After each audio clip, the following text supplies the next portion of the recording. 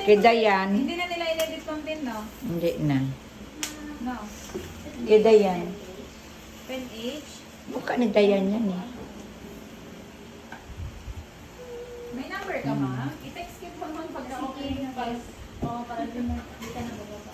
Dapat nagpagawa ka ng maliit niya, ma'am, para doon sa sementeryo. Ipapatong doon sa taas ng nicho.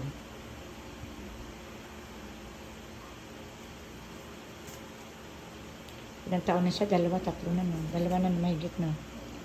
Dalawa na. October yata na. Yan. Okay naman, malin. Ano naman? Maayos naman. Magpaano kayo ng isa niya, patong doon sa may nicho. So, yung picture niyo, iba yun eh.